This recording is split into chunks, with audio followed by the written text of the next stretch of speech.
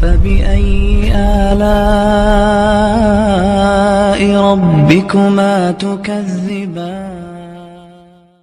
میں یہ عرض کر رہا تھا کہ اللہ نے کیوں بنایا؟ بولو بھائی، عبادت کے لیے. عبادت میں غلامی میری مانو. اللہ جب کہے نماز پڑھو تو نماز پڑھیں گے.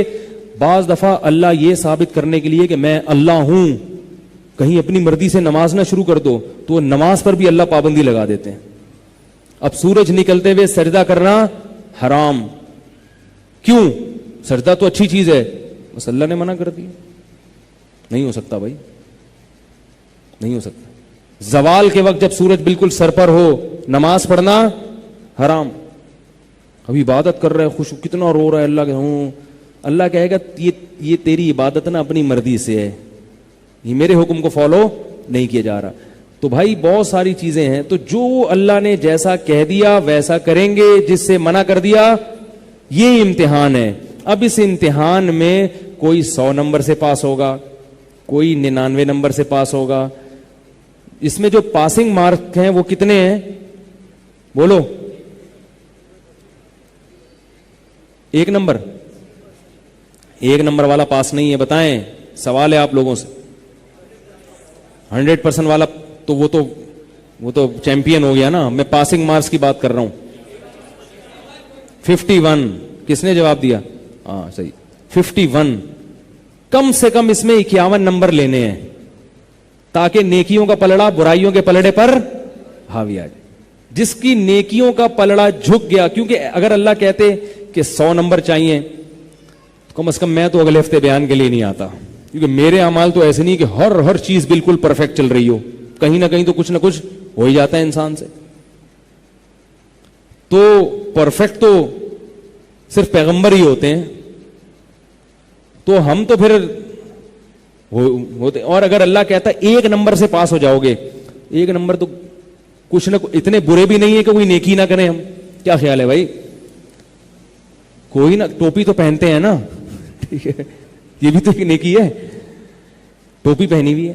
وہ ایک صاحب ایک کا انتقال ہوا، ایک بڑے صاحب تھے، وہ سیاسی رہنما تھے.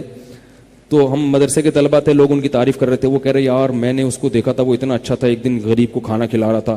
تو ہمارا ایک طالب علم تھا بڑا شرارتی، اس کو ان کی کوئی کوالٹی یاد آ ہی نہیں رہی تھی. کہہ رہے یار میں نے ایک دفعہ ان کو ٹوپی پہنے ہوئے دیکھا تھا. بھی تو تھوڑا سا مشابہت ہو گئی نا نمازیوں سے. کہہ رہے میں نے بھی ایک نیکی دیکھا. ہم نے کان کھڑے، میں نے کہا کیا؟ کہہ رہے ایک دفعہ میں نے دیکھا تو ٹوپی پہنی ہوئی تھی انہوں نے. بھائی یہ بھی تو ایک نیکی ہو گئی نا، ٹوپی پہننا. کیا خیال ہے؟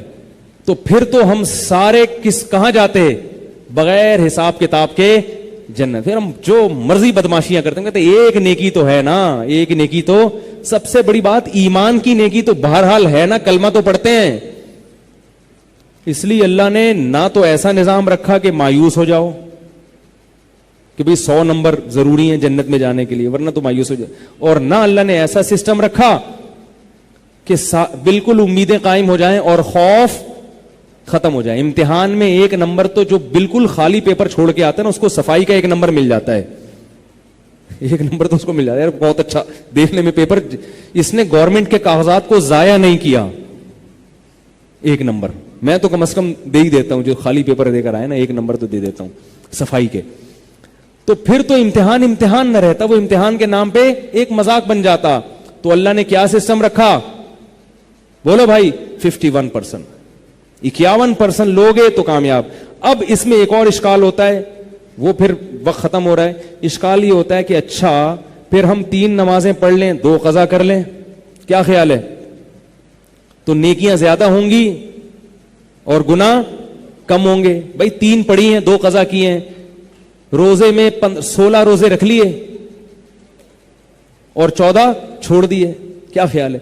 ہر چیز میں ظلم بھی کیا، احسان بھی کیا، احسان زیادہ کیا اور خام میں گزرتے ہوئے بندے کو چپیٹ لگا دیا. بولا ابھی میں اس کو کھانا کھلا کے آ رہا ہوں، 1-2 تھپڑ اگر لگا دیے تو کوئی اتنا بڑا مسئلہ نہیں ہے. اس کو میں نے کھانا بھی تو کھلایا تھا نا اس دن، تو تھپڑ بمقابلہ کھانا تو کھانے کی دیگ زیادہ بھاری تھی. تو پھر تو ہم ایسا کرنا شروع کرتے ہیں. پھر یہ کیوں کہتے ہیں کہ 100% شریعت کو فالو کرنا ضروری ہے؟ یہ ایک اشکال ہے. اس کا جواب یہ ہے کہ اعمال قیامت کے دن گنے نہیں جائیں گے بلکہ تولے جائیں گے. اب آپ 4 نمازیں پڑھ رہے ہیں، 1 چھوڑ دیے تو ہو سکتا ہے جو ایک نماز چھوڑے اس کا گناہ وزن میں بہت زیادہ ہو, وہ اللہ کو اتنا غصہ آئے کہ اس کا ویٹ زیادہ ہو. دیکھو بعض چیز کوانٹٹی میں تھوڑی ہوتی ہے مگر وزنی بہت ہوتی ہے, اور بعض چیزیں کوانٹٹی میں بہت زیادہ ہوتی ہیں مگر وزن کے لحاظ سے ہلکی ہوتی ہیں. اب ہمیں یہ پتا نہیں چلتا کہ ہماری کون سا گناہ قیامت کے دن وزنی بہت ہو جائے, لہذا اس خوف میں ہم ہر گناہ سے بچیں گے. اور ہمیں یہ بھی پتا نہیں ہے کہ قیامت کے دن کون سی نیکی اتنی وزنی ہو کہ بیڑا پار کر دے, لہذا ہر نیکی کو کرنے کی کوشش کریں گے. نہیں آ رہی بات؟ اور جو اس طرز پہ چلے گا اس کے بارے میں اللہ نے خوشخبری دی ہے کہ اس کے بارے میں امید ہے کہ اس کی نیکیوں کا پلڑا بھاری اور گناہوں کا پلڑا ہلکا ہو جائے گا.